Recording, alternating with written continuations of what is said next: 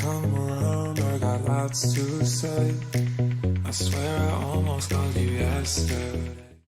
To get through that, like, maddening, this, like, headaches and insomnia, I was trying everything. I was hacking it. I was, it got to a point where I was, like, turning off circuit breakers in the rooms I was sleeping in and to get sound sleep at night. This was like that time and that pain and that we were experiencing, on different levels, emotional too, like one of those miscarriages was pretty far along. And it was like, I like knew that was a factor. It was like, God being like, you are in way too high stress of an environment to be, birthing and bringing a new baby into this world. But in order to get through, like, that really, that was what I think most spiritually inclined people would refer to as my dark night of the soul. And it lasted, I would say, it was about a year to 18 months. 18 months sounds about right. And I'm like a seeker, like I dig deep. I don't, I don't leave any stone unturned. So I was really on a mission to figure this out. I'd hired EMF consultants to, like, go through our house and determine, like, do we have an issue? And if so, where are they coming from? And I shadowed the lady, where most people, they just hire them and let them go, where I, like, shadowed her the whole day, so I, like, learned a lot about it. And ultimately, the biggest game changer for me was a friend of mine reached out and he's like, have you ever read this book? He's like, I'm reading this book by Dr. Joe Dispenza. It's called Becoming Supernatural. And he's like, he's like, have you ever heard of this? I'm like, I know who Joe Dispenza is, but I don't, like, really know I don't know anything about it. I just know kind of like he's this meditation guru guy. And before then I was not into meditation. If I could sit still quietly for 5 minutes, that was kind of like the best I could do. I've got a very active mind. Oh yeah. I read the book. I bought the book right away. Or here. So my friend tells me, he's like, there's a chapter in this book it's about this guy. And it's like like this dude was this, like, intense, high stress lifestyle entrepreneur. And all of a sudden one day, it was like he snapped and he was, like, crazy allergic to wireless electrical frequencies. And ultimately, the guy, like, lost his company, lost his family, ended up, like, living in his parents' basement, like, suicidal. But he claimed to have completely healed himself of this condition through meditation. So, bought the book, read that chapter, started doing meditations. And even though I didn't really know what I was doing, they were working.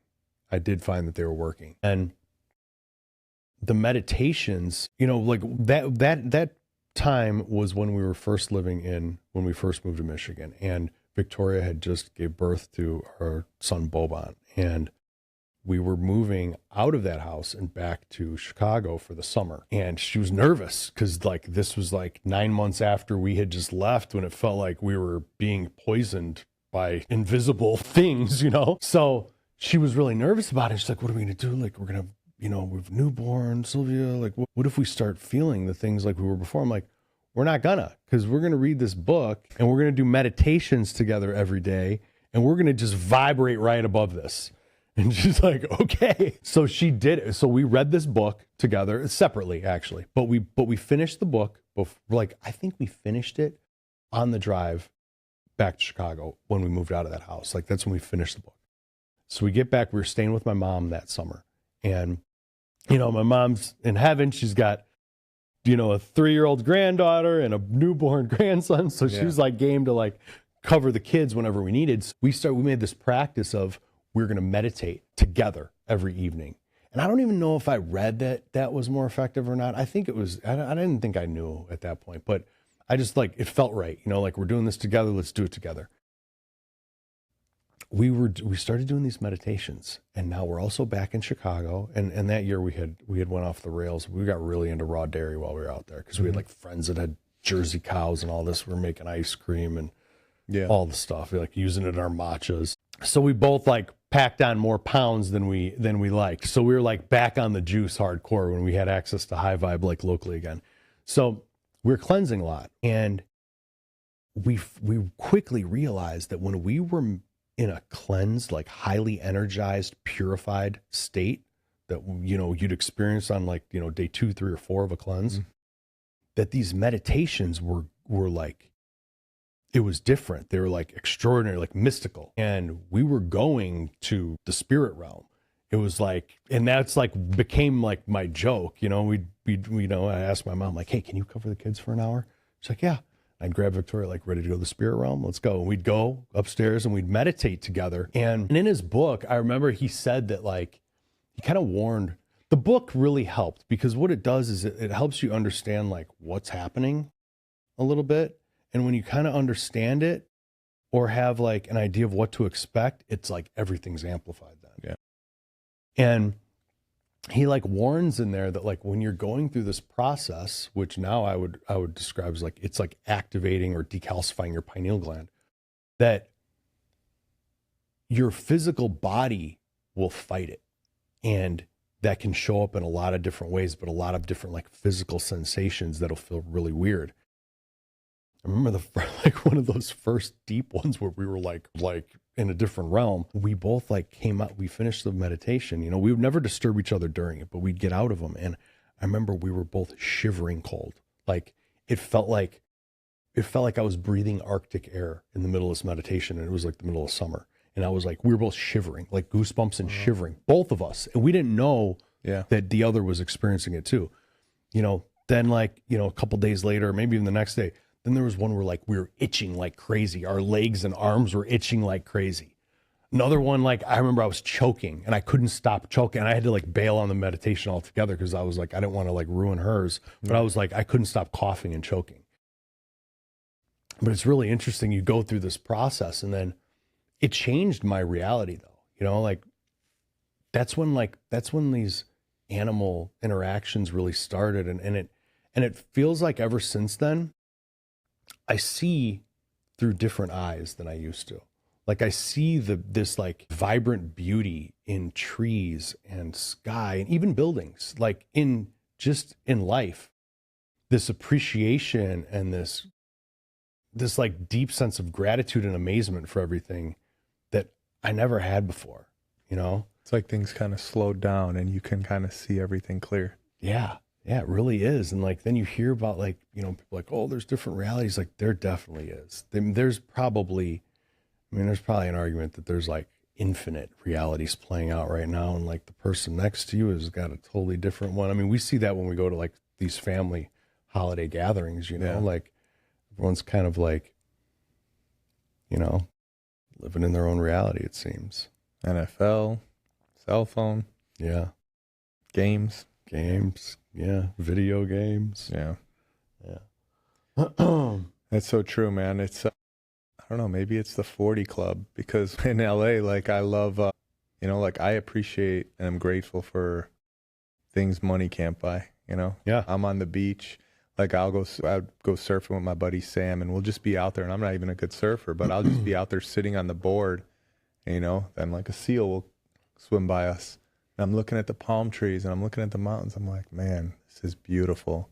Like there's nowhere else I'd rather be. Like get to wake up to this, you know, like as opposed to like when I used to work at, you know, FedEx, like racing to work. You don't even see the beauty around you, you know, everything's just so stop and smell the roses. Totally. And the diet, like it comes with it. Like I'm kind of this belief now that like maybe one of the main objectives we have here is to raise our vibration, because when you do, your reality blossoms. Yeah. And like your experiences blossom. Oh man. Well, I mean, I've experienced it twice because obviously I was a junk food addict. I was on medication. I was overweight. And then I went on my whole journey. Then I lost my mom in 2020. And between the grieving and then stop eating raw and then eating like cooked restaurant, vegan junk food, and stop moving and stop juicing as much, like I got stagnant. And with that stagnancy came like, not depression, but, you know, just loss of motivation, loss of everything, you know? And what brought it back? Did a 90-day protocol, drinking almost a gallon of green juices every day for 90 days with a raw meal at night, you know, and just bringing the living foods back into the body, you know? Yeah. I mean, I sense like, Victoria likes to bake, and she's like, you know, she follows an autoimmune protocol diet, which means like she's allergic to like nuts, seeds, grains, eggs, dairy, Gluten. Probably, but not specifically, Yeah. you know, but it's more like just grains in general. Like they all Yeah. like all those ingredients like really inflame her. Coffee is another one, chocolate. So when she bakes, it's like using like cassava or, you know, like tiger nut flour, which is a tuber. It's not even a nut. So it's like using these really like ancient grains or these like kind of like alternative, you know, flours. And I like, you know, and if she makes it, dude, I'll eat like a lot of it. And I would get depressed, dude. I would be like mad at her for days, you know? And like, I finally had to like, dude, it's like, I can't eat that stuff or it like lowers me to a place of like depression for several days, you know? And then like, and I think that's part of that, you know, this path or, you know, if you want to, this trajectory. Like you keep raising your vibe, dude, like more and more things pull you down and you start to feel like, that's not worth it. I don't want to do that. And that's where this happened with me with meat over the last couple of years is I realized that, you know, the meditations helped me to retune. You know, I understand that now is like, you know, these frequencies are like kind of like vying for like the attention, like the frequency you're tuned to. Mm-hmm. I know it sounds crazy, but like, no. But like when you meditate and go deep and connect to the source, it's like you're recalibrating and you're really able to like tune out the chaotic frequencies around you. Yeah. And I'm a feeler, you know, so like I think that's why I'm so, you know, receptive to these things. I realized that like I started to realize that as I was like working through it and learning how to manage this, that when I would feel my very worst was always after dinner. And it was like, and in the mornings when I'd wake up in the morning, like first after dinner, my dinners at that time were like very much like highly carnivorous, you know, like I went through this like several year phase where it was like vibe all day. It's like juice, maybe a smoothie, a matcha. And then I'd have a dinner that was like grass-fed beef, elk, or on occasion a wild salmon, but mostly beef or elk. And it worked great. I was like super jacked and feeling lean and good. But after that change in late 2020, when those symptoms started kicking in, as I worked through it, I started connecting the two. Dude, I'm like, I feel this energetic imbalance and heaviness. And like, it was almost like my body was just like heart palpitations, all these weird symptoms I'd never felt before. It was always after dinner.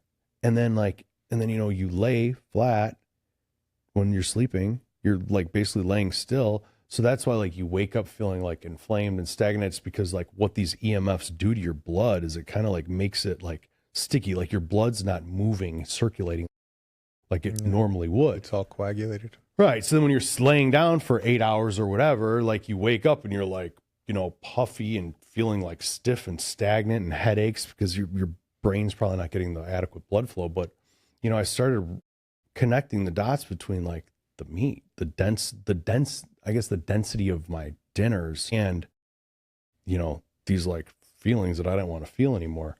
So the whole last year I did meat once a week only. And now, you know, we're at the end of the year and I'm reassessing, looking back with like honest eyes. And I can only remember a handful of times that I didn't regret that one meal that week. And it wasn't a conscious thing. Like, it wasn't like I felt guilty. It was because energetically it weighed me down. It threw me off. I felt like I needed several days to kind of get back to, you know, vibing high up here.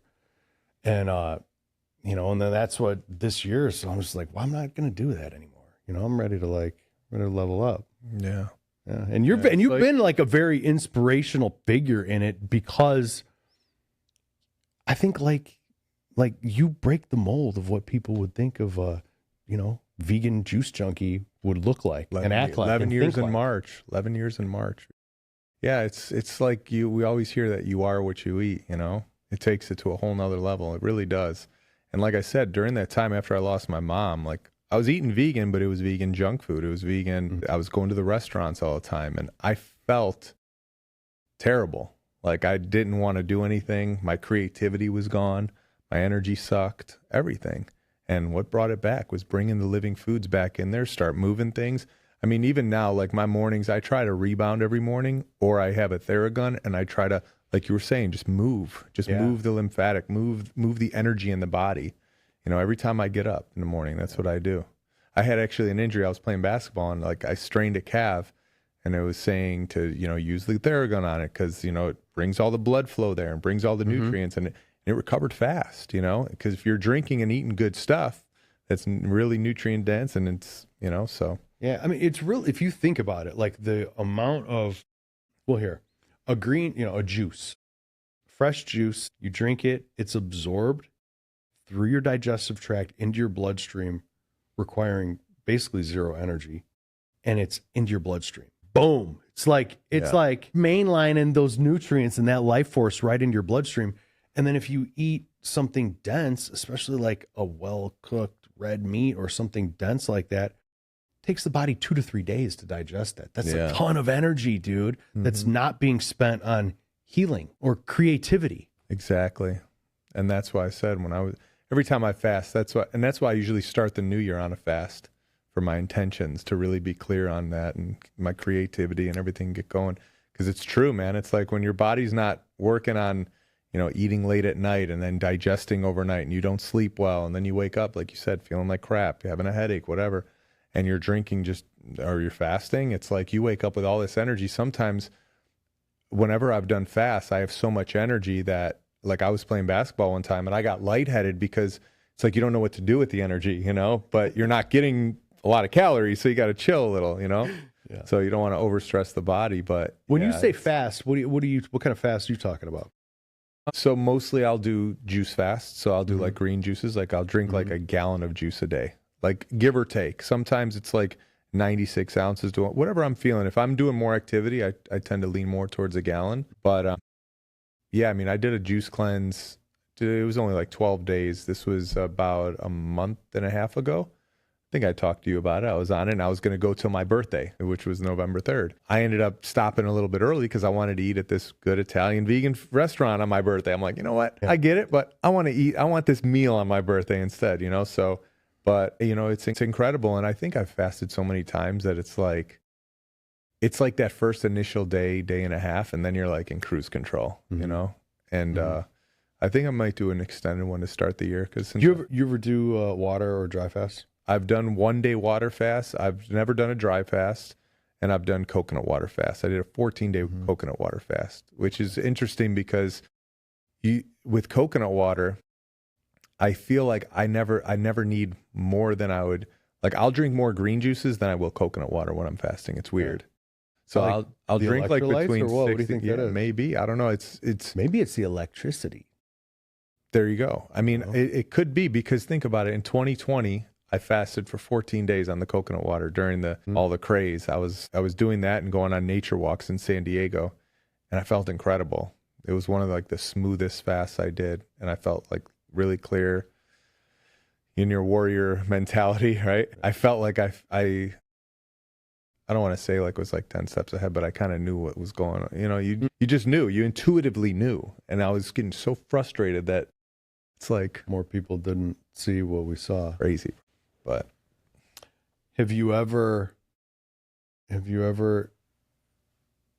cheated? I knew you were going to say or ate something non-vegan?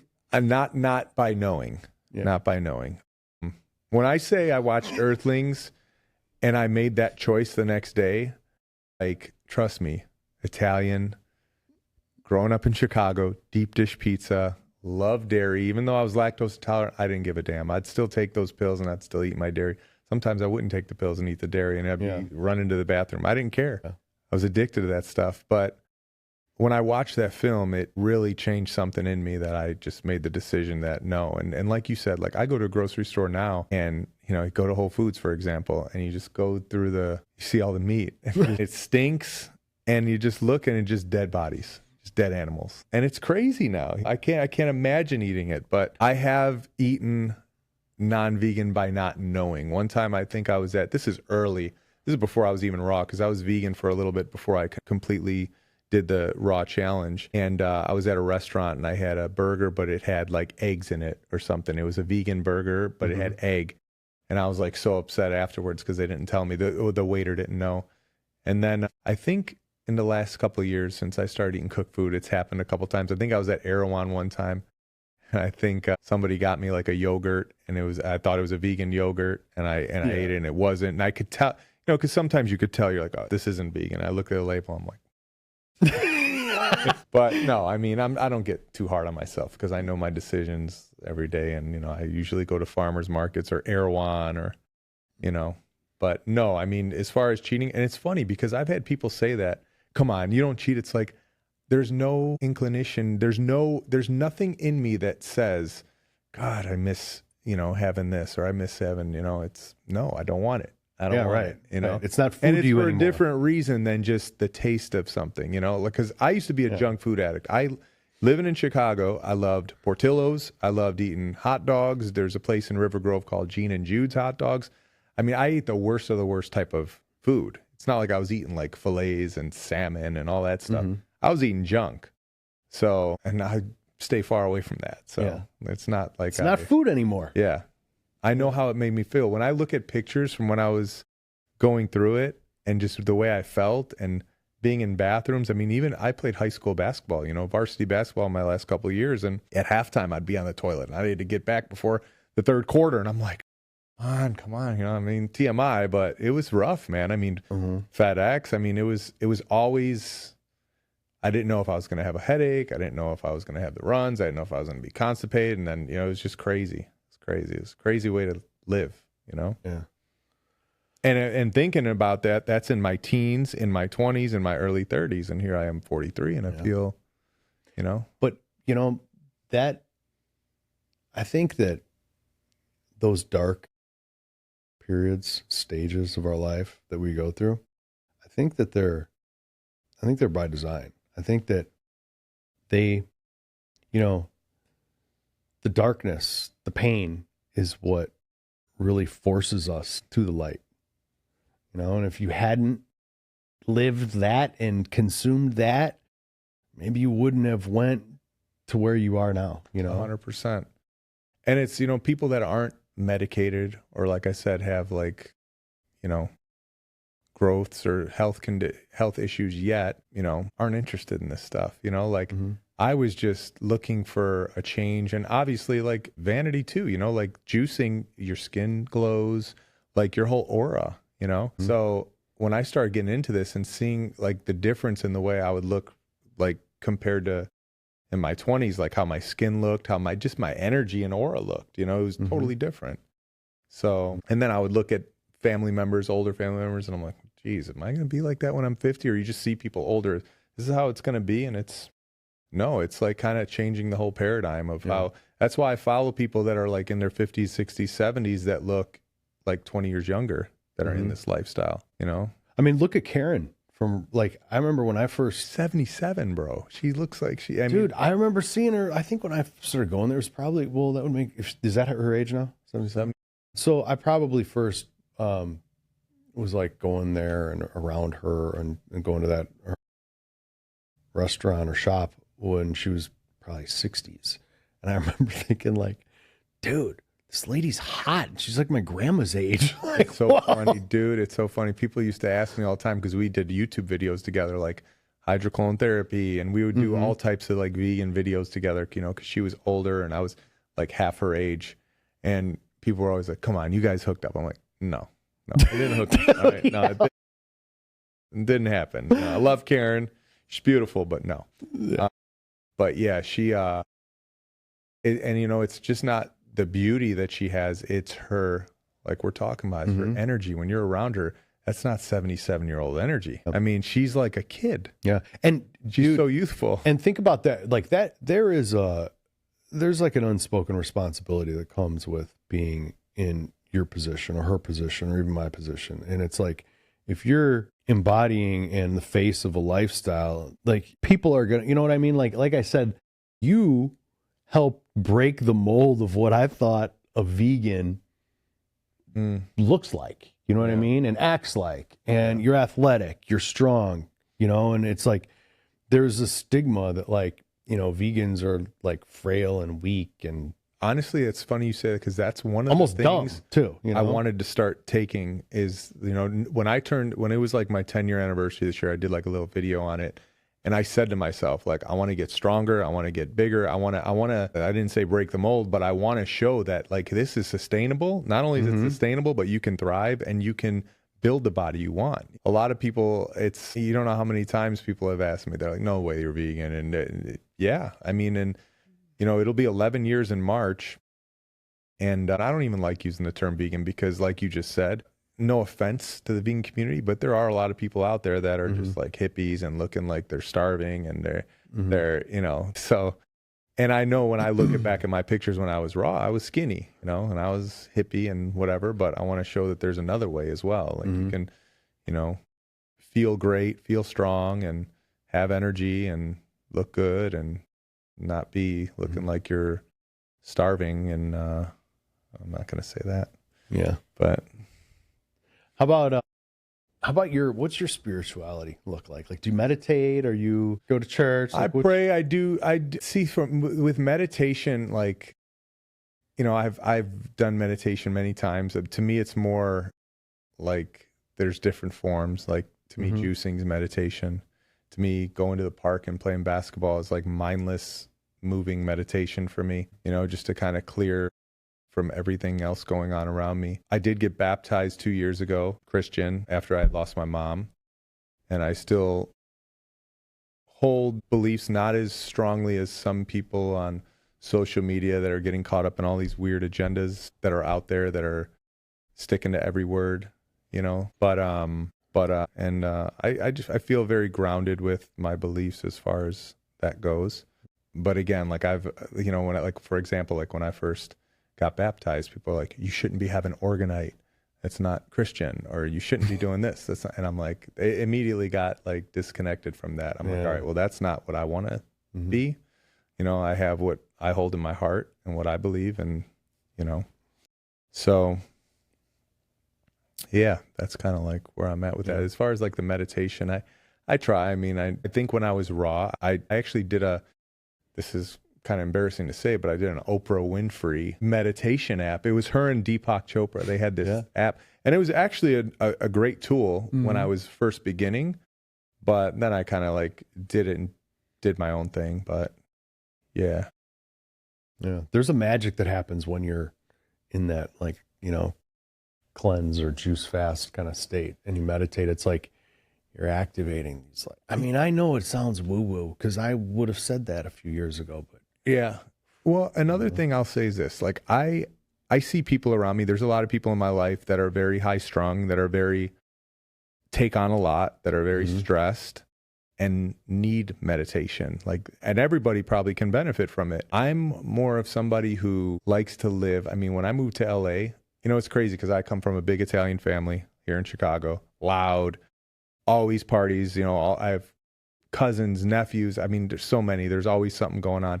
When I moved to LA, one thing I started learning, especially in my 30s and getting into my 40s, was I love my peace. I love being in control of my circumstances and my surroundings. Yeah. And in California, I have that. I don't wake up and I'm like, I got to go here. No, I'm in control. I was just saying, you don't need meditation because you've got like a very zen. I do. And that's something I hold sacred to me. I always say, like, the most important thing to me is freedom, like financial freedom, and being able to live however I want, having my peace, and and that's it, having good relationships. How about hobbies or interests? I know you like basketball. I love moving. It's crazy because I've always been active, but basketball, I got into boxing, just things that, boxing, for example, moves energy, moves like, you're going through something, you throw it all on the bag, you just feel good when you leave there. It's not even like I want to box to, go fight somebody. It's more of a mental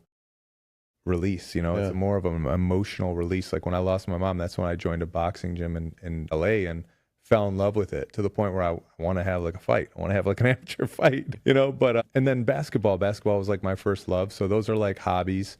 Besides that, I love playing with animals, man. I just recently started feeding crows. I don't know if they're going to still come to my place, but in LA, crows have been coming and I've been feeding them. So I feed the squirrel, I feed I mean, I'm crows. sure you know about crows. They're like super intelligent, right? I heard, well, my aunt told me because she saw the videos because I posted it on Instagram. They kept coming, they kept walking closer and they were trusting me. So I was throwing food down to them and they were eating it. They were eating the blueberries. They were eating pecans. I was crumbling pecans and they were coming closer. And then the next day, same thing. And she's like, watch, they come and they bring you gifts. Right. I'm like, bring me gifts? What do you mean bring me gifts? Like, I didn't understand what she said. So I haven't Bring experienced you that a yet. gold chain or something. Yeah, so maybe I'll have a present when I get back to LA. I don't know. Yeah. So, okay. So we didn't even touch on the animals in your life, which are certainly a big part of your life. Yeah. So tell us about Noah.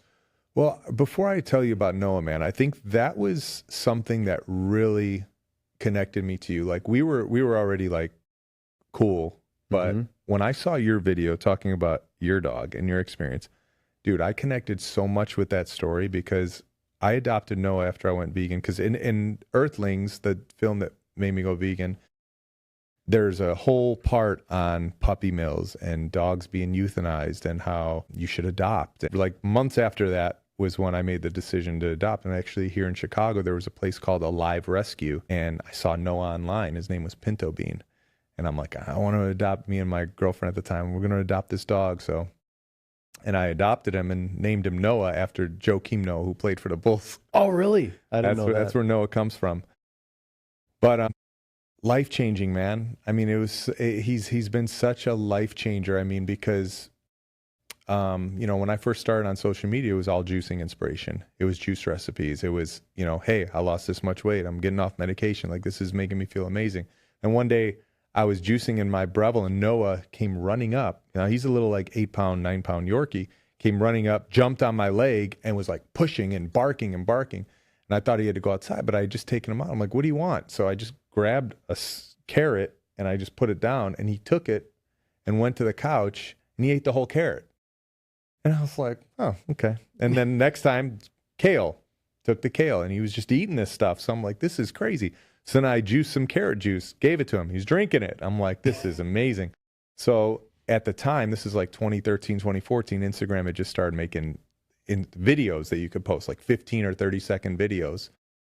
And I'll never forget, I put Noah in a video because he loved watermelon too. And I had it was like a 15-second video.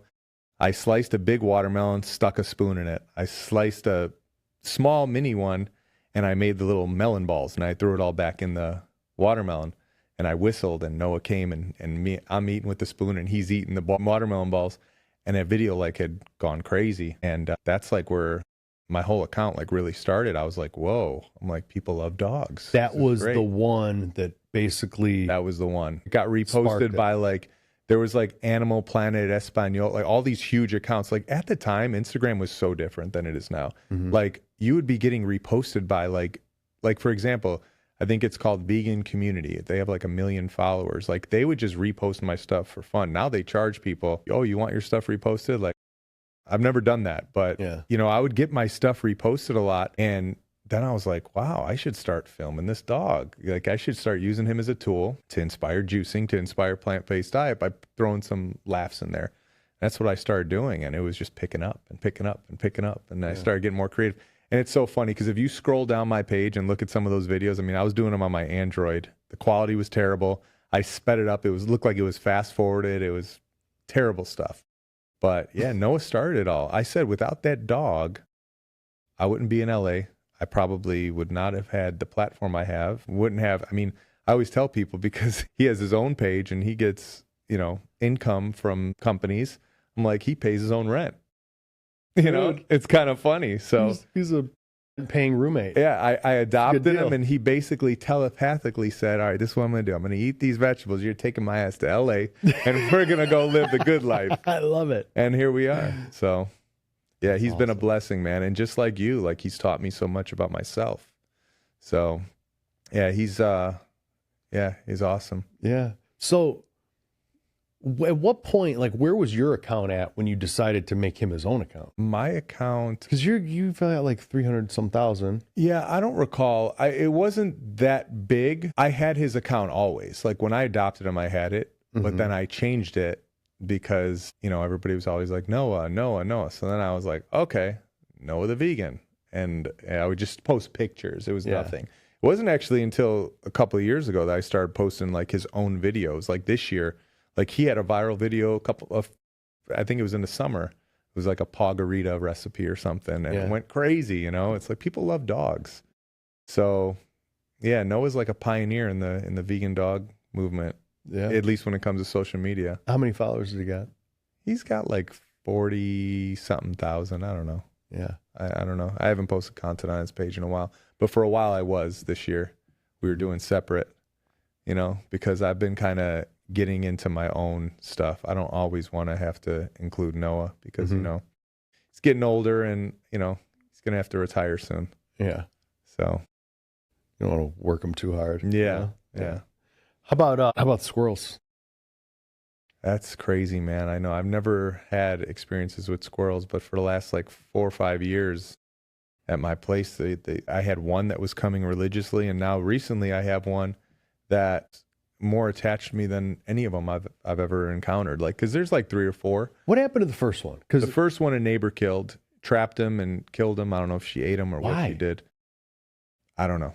In your apartment complex? No idea. Yeah, there was a big lawsuit, like because my property manager went and took the cage, and he was upset because we were all upset. I was actually in San Diego at the time, and I had heard about it in a group chat because all of our neighbors are in a group chat, and they're all like, "Yeah, we heard this squirrel squealing and blah blah blah."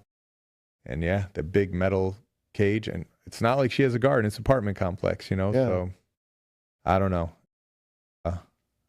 So yeah, that happened back in 2022. So wait, just to share for the people, Jonny lives in LA, and there's a squirrel that lived. Yeah, I named him Jerry. It was when I first moved in. Like, I actually have a whole highlight reel. Like, I'm like, look at this squirrel. We had just moved in, and I started feeding him, and then he started eating out of my hand. Then he started jumping on me. I have a video. He jumps right here, like while I'm outside. He jumps right here. He's on my shoulder. And I just give him a little something, and he just kind of like looks at me. He winks. It's really cute because it's in slow motion. And he got really comfortable with me. I was creating content with him. I mean, he was getting paid too, because you know at the time I was doing paid content with him. Yeah. So he was a moneymaker. How? Like who would pay for the squirrel content? TriBest. Yeah. Yeah. I was incorporating him in videos. I mean, it wasn't in like a contract, but the content was good. You know, like he'd come in the house. And so now this squirrel, I actually just did a video for a milk maker that I have, and the new squirrel comes in the house and he drinks the milk. So 2 weeks ago, me and him are just he's on the table drinking the milk, and I'm drinking the milk nut milk, obviously. Right next to him. Nut milk. Yeah. I said, this is his favorite nuts. He loves pecans, so we're going to make pecan milk. And he's looking through the screen, and he comes in, and yeah, it's great. And he jumps on the table, and yeah, and it's crazy. He jumped on my lap. He was on my hand. I mean, he's very, there's something special about this one. I don't know. It's weird. Spirit vibes, dude. Yeah, and Noah, it's weird. Like Noah sometimes goes after him, but when the other day he jumped on the table, and I always do. I don't know if you've seen, I put all the nuts and I say, guess which nut. Yes, I vote all the time. And then Noah was just sitting on the couch watching, and then he grabbed the nut and he went outside. Noah was watching just like that, and then he looked at me like, the hell's going on in here, man? So it's funny, man. It's like a zoo. And sometimes if I get my work done, or if I have like a free day and the squirrel's around, I'll play with him for hours. That's how I'll spend my time. To me, it's peaceful, and it's like there's something special about connecting with animals like that. You know, it's one thing to throw a nut to a squirrel, but when a squirrel is coming on your lap, coming onto your hand, and he's just like looking at you with those little teeth, and like, you know, it's crazy. It's nuts. It's cool. I'm like, this is really happening right now. So my neighbors think I'm crazy, by the way. They think I'm crazy. I mean, I get along with all of them, but they are always walking by, and I'm outside, like laying on my stomach, like feeding them and doing all this weird stuff with the camera, and they're like, this guy's nuts. Yeah, that's great though. When did you realize that you were creative? Like, were you always creative, or was that something that? I was always creative. Like I took art classes in my junior college. I was always very artistic with drawing. Like I could draw pretty well and paint and do stuff like that. I painted a beautiful portrait of Noah that's in my, but I did it more for fun. I never like pursued anything crazy with it, but I always had a creative mind, like creative ideas.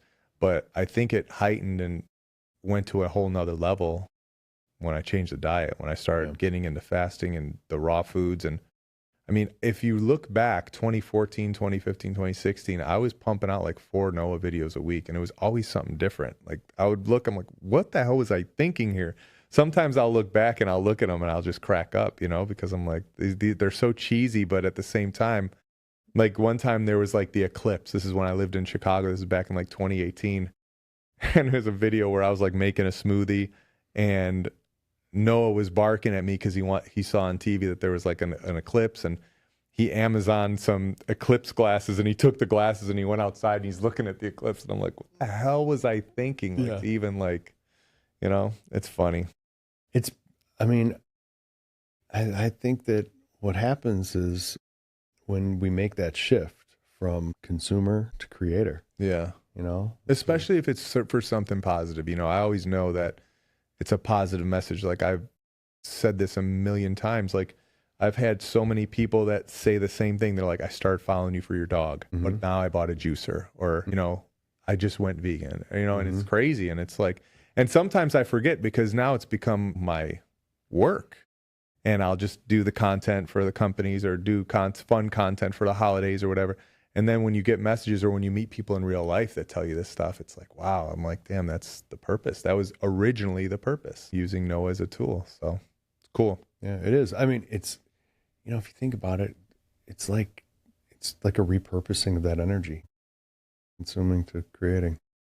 100%. How about, what's your superpower? I think being able to connect with, I was going to say connecting with animals, but I don't want to say that. I think it's just connecting with people in general. I think even from a young age, it's weird. I feel like, I don't know, like God just put it in my heart to always like be able to connect, but not just connect, but uplift people as well. Even family members. I just had a conversation on the way here with a buddy of mine who I went to see his son play. And he's like, man, he's like, something about you that you've always had is you always compliment people. You always uplift people. And it's not like I'm going out of my way to do it. I just feel, I mean, especially nowadays, man, people mentally are just suffering, you know? Yeah. Like I realize it, and I see it more than ever, especially even in my family. People are depressed, people are unhappy, people are struggling, people are suicidal. And just the smallest little compliment, you know, or being able to connect with somebody to make them feel good in some way. You know what I mean? So, and I've always had that as a kid. Like I was a bastard in school. Like I was a clown. I got class clown award my senior year, but I never like picked on kids. You know, I never like was like intentionally a bad person to somebody. Like I was friends with everybody. You know, I never like would you know, I was never a bully. So yeah, I would have birthday parties when I was a kid, and I'd have everybody there. You know, it was weird. I'd have the athletes. I'd have some kids that people are like, what are you hanging with him for? But yeah, you know, I just connected with different people on different levels. Yeah, same here. I played sports, but I hung out with a lot of the non-jocks for sure. Of course. It's so interesting too. I'd like to add this because I recently, in the last year and a half, reconnected with people. I went to kindergarten, first grade, back when I lived here. I lived in Franklin Park for a little bit. And I connected with them actually at a church in Bloomingdale. I saw them, and we recently got together. And it's so incredible how connected we are. I mean, we're in a group chat and we talk often. And there's like 3 of us. I mean, there's more, but there's 3 of us specifically. And I'm like, I think it's like, there's something special about like having that friendship from like a kid before we're indoctrinated and, you know, have to side with a political belief or a religious belief or whatever it is that molds us into this person that we really aren't, you know, that you have to unravel all these layers. And it's just, we were just kids with big hearts that, you know what I mean? And it's like, that's how our relationship is. We don't talk about nothing really going on in the world. We just like reminisce and we just connect, and it's just, it's like, you know, who they are on a soul level. On a soul level, 100%, man. You know, and it's interesting. It's like what society does and school does and media does and how much it changes us, you know? Yeah. Or we get influenced. What about you? What's your superpower? My superpower? I mean, you got a few. Yeah. Like I said, I don't think I've ever encountered somebody, like I always tell people, I just said it today, that man, I wish you were in LA, man. I could use that energy around me. Like, Yeah. because it's not just like a lot of energy. It's like, it's energy that like when we're together, like our minds start, yo, what can we do? It's like when we go on the hike and we start throwing ideas and we start talking about stuff. And it's just, I don't have that in LA. You know, I don't have bros like that. So Yeah. Appreciate that, man. yeah, of course, man. Yeah, I could use a Johnny juicer a little closer to me too. I've got really strong intuition. It's a superpower, but those superpowers can also be a burden too. Certainly when it comes to like the business, the creative side of it, I've got a knack for designing the products, the programs, the branding, the copy. That is my creative outlet, you know. No, but great. But now that you're out there, I'm like, man, this guy, he should have been doing this forever, man. You're such a character with the brand. I mean, come on. Yeah. So I think it's great that you're doing this now. Like you're putting yourself out there more. You have to. It is. It's like I need the creative outlet outside of High Vibe too, you know, and it's very easy to just curl like, no, you know, the time, or oh, like it's taking away focus or the energy that needs to be here or whatever. But like this is like, yeah, like I like to explore ideas, you know, and you know that, and I want to share. That's what I want to do with this platform, this channel, is share different ideas and people, you know, extraordinary people and ideas and concepts that you're not going to find on like mainstream. Well, that's what I think I love about you is that you remind me of like a little kid that like, have you ever seen like Stand By Me or like The Goonies, or like you remind me of this ambitious kid that has all these limitless ideas that you believe in, that you believe can come true, that as a grown man, you know, still have that creative potential of that, you know, of what you can create or the possibilities. Like a lot of people lose that. Yeah. So it's cool because you're always like, you have that energy to you that you're always like, and I was thinking this and I'll do it. And it's just great, man. I just think of like, you know, like the movie, like The Goonies, like you're like, let's go find the gold, you know? Yeah, I'll take it, dude. Yeah. Yeah. Cool. That's a great compliment. I appreciate that. Yeah.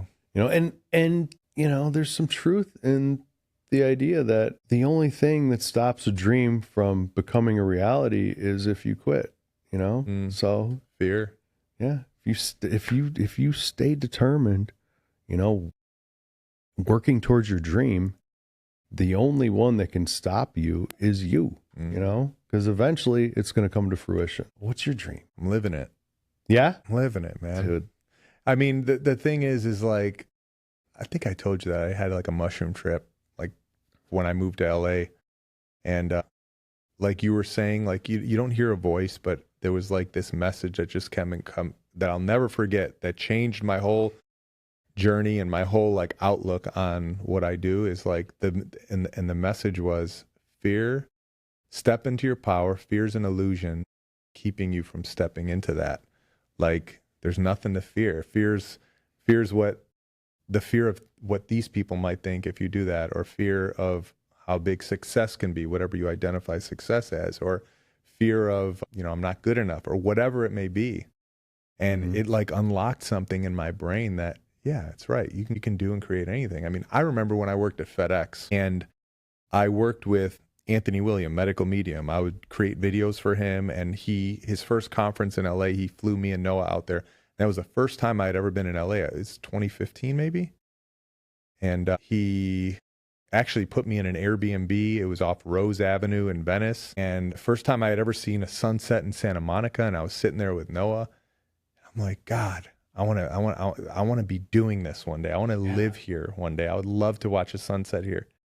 And I'll never forget, one day when I was living there, I was watching a sunset with Noah, and I was just thinking, wow, I manifested the shit out of that. You know, that's crazy. Dude. Not to mention, I live on Rose Avenue right now. So it's crazy, man. I mean, if you want it bad enough, I mean, you know, you can make it happen. Yeah. And we get guided, you know, like.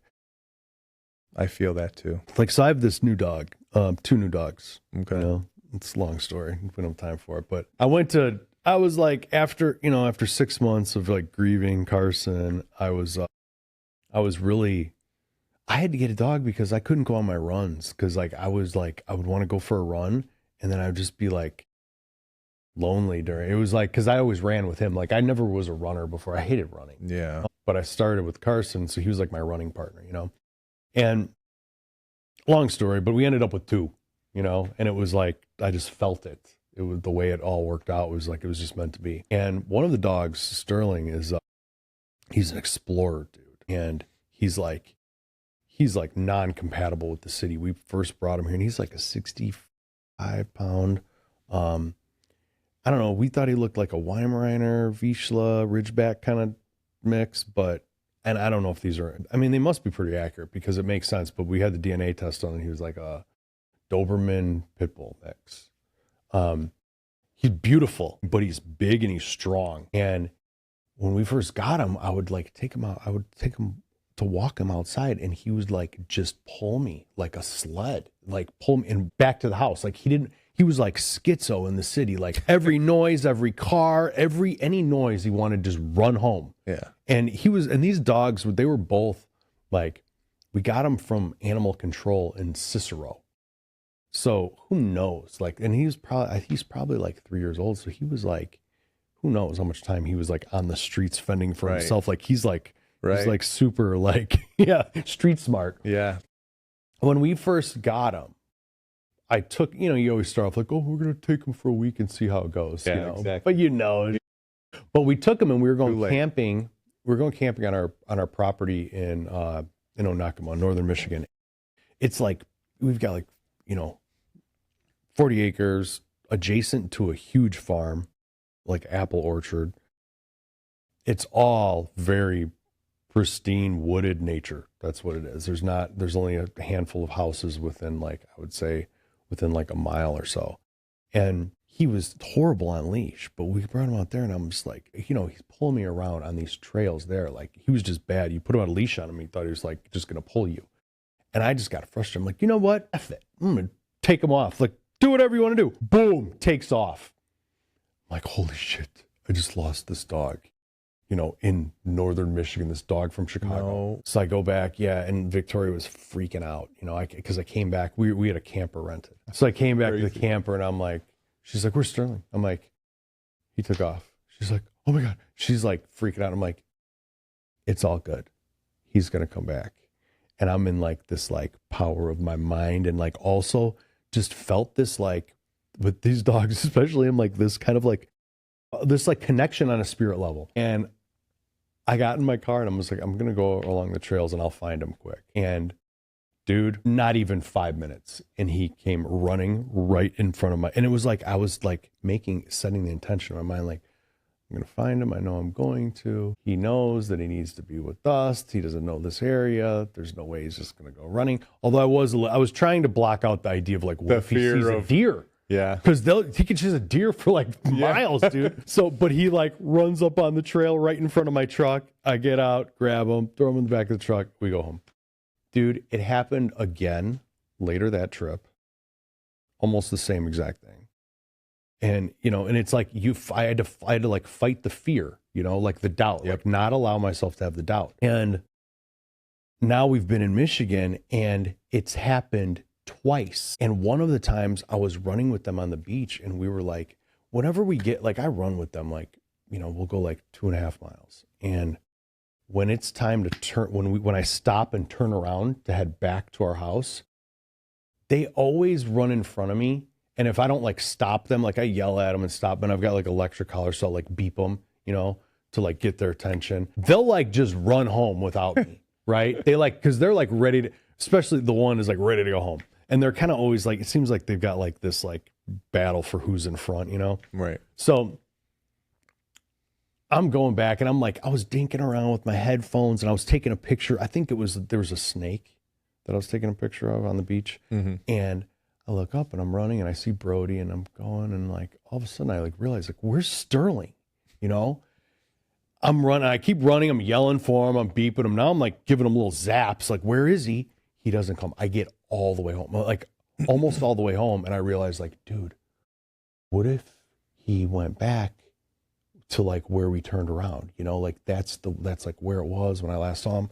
So I like go back and I see some guy yelling, you know, I'm yelling for him the whole time. I could see this whole bay And I see this guy outside in the yard yelling. He's like, "Is that your dog?" Like, yeah. I'm like, "Sterling," I'm yelling. Well, I think because the echo, he thought I was yelling. He started beelining it the wrong way. So I run, dude, this whole fiasco went on for like 2 hours. I had run at that point. Like that was like the longest run of my life, probably. I get home and I came home empty handed. And I'd called Victoria, like, "Hey, keep an eye out for him. Like, go out to the beach and wait and see if he comes." And I got home and she was panicked, and I'm like, "It's all good. I'm going to find him right away." And I start driving and I'm like, "Oh my God," I'm realizing, like, dude, he could be anywhere. This is a huge area. And something told me to turn down this road, road I'd never been down. I go down there and I'm like, I got my windows down and I'm yelling, "Sterling, Sterling." The guy in a truck pulls up next to me. He's like, "Are you looking for a dog?" "I am." He's like, "A brown one?" I'm like, "Yup." He's like, "He's down there. There's people walking him on a leash looking for you." I'm like, holy. So I go down, grab him, and it was like, dude, it was unbelievable, because we're talking like now this is like, I don't know, 10 square miles or something that he could have been. And then it happened again on the night before Christmas Eve, like a couple nights ago. I was running with them on the beach at dark, right at dusk, and we were heading home and he disappeared. And Brody stayed with me, and I thought he just went home in front of me. We weren't that far. And I got home and Victoria's like, "Where's Sterling?" I'm like, "I don't know, I thought he was here." She's like, "No, where is he?" And there's deer around, and that's like, Victoria's always worried about that. So I went out and like, I was just like, he's going to come back. So I was just sitting there and she was getting pissed. She's like, "Get up and go." She like got me a headlamp and all these like winter snow pants and clothes. She's like, "Go find him." Like, what am I going to do? So I'm out there with a headlamp tracking his trail. And I'm like seeing like all these deer tracks. I'm like, oh my God, like he really could be who knows where, and it's like the night before Christmas. So it's like, who's going to help? I'm going up and down the road, driving, I'm hiking. It spent like 5 hours where he was gone. And Wow. Just out of like habit on my phone, it was like I was in the car and I was going up and down our road with the windows down, yelling, "Sterling, Sterling." I just like out of that like, tweaker habit, I opened Instagram and I didn't even like mean to really. It was just like this unconscious thing. And this video starts playing. And it was this girl telling a story about how she asked the universe or God to show her the power that to show her that she's a powerful manifester by bringing her a gift that she could know only came from the Creator. And then she tells this story that like, I don't know, it was like only hours, and her mom came and brought her some like cash that they forgot they'd saved for her college or something. And I'm like, that's it. I got caught up in this fear that Victoria was in. So I'm like, turn off the phone. I'm like, all right, God, I need Sterling to be returned to us now, not tomorrow, right now. He could show up at the porch or he could run in front of my truck right now, but he needs to come home and sleep in his bed right next to Brody tonight. Dude, I swear to God, less than 2 minutes later, Victoria calls me crying that he just showed up on the porch after 5 hours. Wow. It was wild, dude. So there's certainly like, we definitely have a power to create and to manifest. No, I agree, man. I think I've shared that mushroom trip I did and some of the stuff that happened during it. And yeah, I feel like any ounce of fear or anything that we might even absorb, like you said, from people, can limit that. But I think that we can create or manifest anything. Yeah. If we put 100% of our being into it, all of our everything vibrating on that. All right. Well, Jonny Juicer, we've went a full 2 hours here now. Wow. So let's tell the people where they could follow you and your juicing and health and adventures out in La La Land with the unlikely wildlife in your apartment complex. Yeah. La La Land. I like that. So my website's johnnyjuicer.com, and Instagram's like where I do mostly everything. And then I channel it through Facebook, Twitter or whatever you call that, X. And that's Johnny_Juicer. And also on YouTube, Jonny Juicer. But I haven't posted on there enough. I need to get back on there. Yeah. Cool. So, yeah. All right, man. Well, it's been real, and I appreciate you being my guest number one. Thanks for having me, man. I appreciate it. This is awesome. Man. Yeah, agreed. And I'm excited to go and eat some plants with you, bro. Yes, let's do it. All right. Awesome. All right, everyone. Thanks for tuning in. See you next time. Come around, I got lots to say. I swear I almost called you yesterday.